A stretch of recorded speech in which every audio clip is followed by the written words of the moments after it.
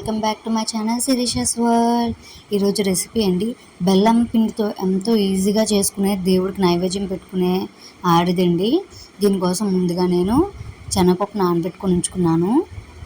ఇప్పుడు ఒక బౌల్ తీసుకొని నేను ముందుగా బియ్యం 4 గంటల పాటు నానబెట్టి ఆ బియ్యాన్ని గ్రైండ్ చేశానండి. ఆ పేస్ట్ ఇది. ఇలా ఒక 2-3 స్పూన్స్ తీసుకొని దీంట్లోకి మనం వాటర్ వేసుకోవాలి.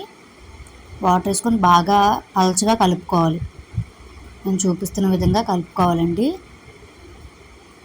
చూడండి, ఇలా ఎంత పలచగా కలుపుకొని పక్కన పెట్టేసుకోవాలి.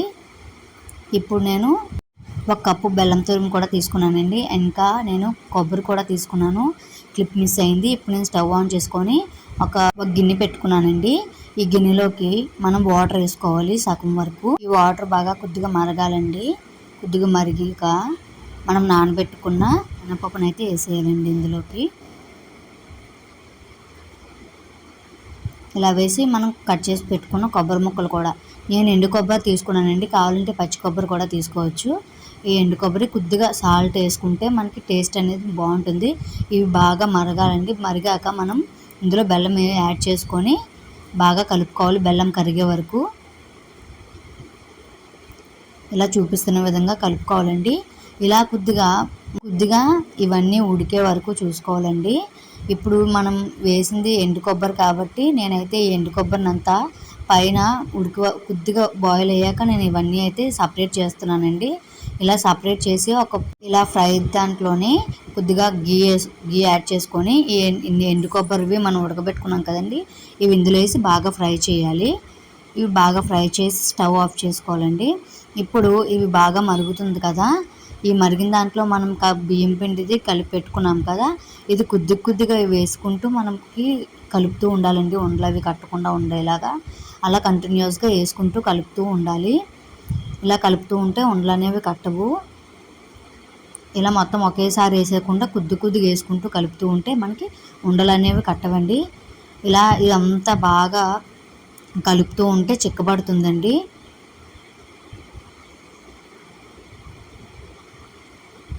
ఇలా కంటిన్యూస్గా కలుపుతూ ఉండాలి.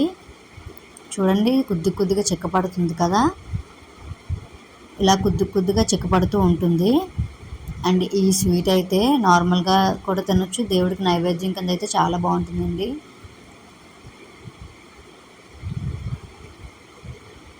ఇప్పుడు ఇలా కొద్దిగా చిక్కబడ్డాక మనం యాలకుల పొడి వేసుకోవాలండి. యాలకుల పొడి వేసుకొని బాగా కలుపుతూ ఉండాలి. ఇది కంటిన్యూస్గా కలుపుతూ ఉండాలండి, లేకపోతే పైనంతా ఒక లేయర్ ఫామ్ అయిపోతుంది.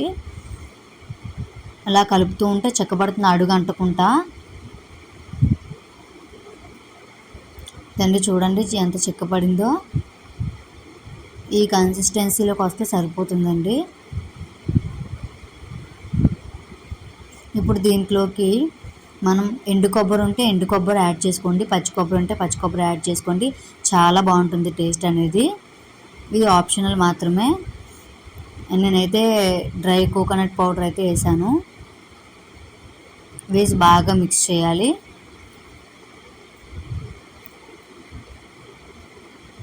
ఇలా కలుపుతూ ఉంటే చిక్కబడిపోయింది చూడండి. ఇలా చిక్కబడిపోయిన తర్వాత మనం ఫ్రై చేసి పెట్టుకున్న ఎండు కొబ్బరి అయితే వేసేసుకోవాలి.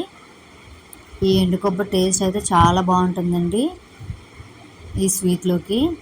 ఖచ్చితంగా అయితే ఒకసారి ట్రై చేయండి, చాలా బాగుంటుంది. అంతేనండి, ఇంకా స్టవ్ ఆఫ్ చేసుకోవడమే. రెడీ అయిపోయింది. మనమైతే సర్వింగ్ బౌల్లోకి తీసుకోవచ్చు. నేనైతే ప్రసాదాలు పెట్టుకుంటున్నానండి దేవుడి కోసం అని చెప్పేసి ఇలా నేను తీసుకున్నాను. అండ్ వీడియో కానీ నచ్చినట్టయితే లైక్ చేయండి, షేర్ చేయండి, సబ్స్క్రైబ్ చేయండి నా ఛానల్ని. Thank you for watching.